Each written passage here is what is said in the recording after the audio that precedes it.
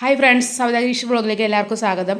നമ്മൾ കോഴിക്കോട് പോയപ്പോൾ കുറച്ച് ചെമ്മീൻ വാങ്ങിയിരുന്നു കേട്ടോ. അതിൻ്റെ വീഡിയോ ആണ് ഈ കാണുന്നത്. നമ്മൾ ഒരു കൊട്ട ചെമ്മീൻ വാങ്ങി 900 രൂപയാണ്. നമ്മളിപ്പോൾ വേറെ 2 ഫാമിലിയും കൂടെ വന്നുകൊണ്ട് നമുക്ക് 300 രൂപയേ ഉള്ളൂ കേട്ടോ. 300 രൂപയ്ക്ക് വാങ്ങിയ ചെമ്മീനാണ് ഈ കാണുന്നത്. അത്യാവശ്യം ഒരു ചെറിയ ഉരുളി നിറച്ച് ചെമ്മീനുണ്ട്.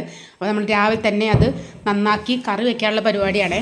അപ്പം മോളും ഒറ്റയ്ക്ക് നടക്കില്ല. അപ്പം മോളും കൂടെ കൂടി ഞാനും മോളും മിന്നൂസും കൂടെ കൂടിയിട്ട് അത് ഏകദേശം ഒരുവിധം കുറച്ച് എടുത്തോളൂ, ബാക്കി അതേപോലെ തന്നെ ഫ്രിഡ്ജിൽ വെച്ചു റെഡിയാക്കിക്കൊണ്ടിരിക്കുകയാണ് കേട്ടോ. രാവിലെ തന്നെ അത് കുറച്ച് വൃത്തിയാക്കി എടുത്തിട്ടുണ്ട്. അത് മുളക് പൊടി ഉപ്പും ചേർത്തിട്ട് മസാല ചേർത്ത് അത് വെച്ച് കുറച്ച് 10 മിനിറ്റ് റെസ്റ്റ് ചെയ്യാൻ എടുത്ത് വെച്ചു.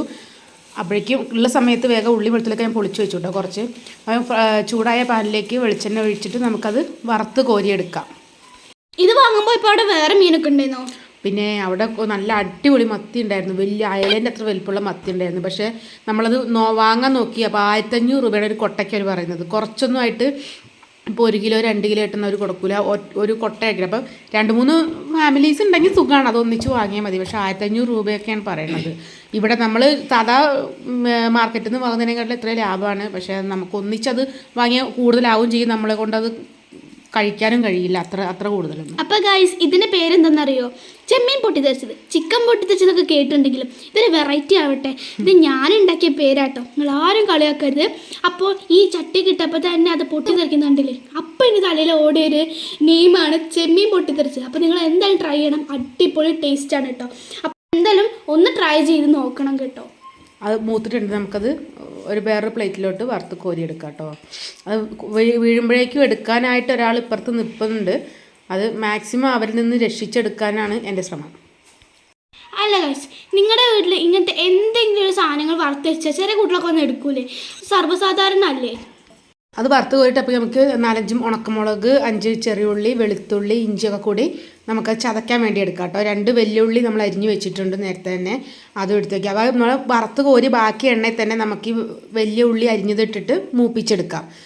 അതെടുക്കുക. നമ്മളത് വഴന്ന് വരുമ്പോഴാണ് നമ്മൾ മറ്റേ ഇഞ്ചിയും വെളുത്തുള്ളി പിന്നെ എല്ലാം കൂടി ചതച്ചത് നമ്മൾ ഇതിലോട്ട് ഇടുന്നത് കേട്ടോ. അത് ആദ്യം വെല്ലുള്ളി ഒന്ന് വഴന്ന് വരട്ടെ, ഉള്ളിക്ക് നന്നായിട്ട് വഴന്ന് വരട്ടെ. ഇനി വെളിച്ചെണ്ണ കുറവാണെങ്കിൽ കുറച്ച് വെളിച്ചെണ്ണ ഒഴിച്ച് കൊടുക്കാം കേട്ടോ. ഞാൻ കുറച്ച് ഒഴിച്ച് കൊടുത്തിട്ടുണ്ട്.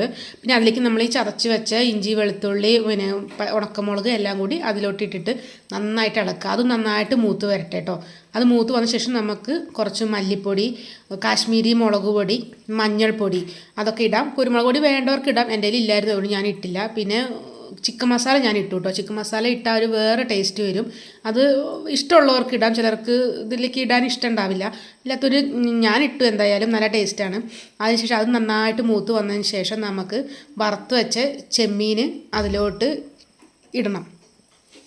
അത് ഇട്ടിട്ട് നന്നായിട്ട് ഇളക്കി ഇതിലോട്ട് ഇട്ടിട്ട് നന്നായിട്ട് ഇളക്കി റെഡിയാക്കി എടുക്കണം കേട്ടോ.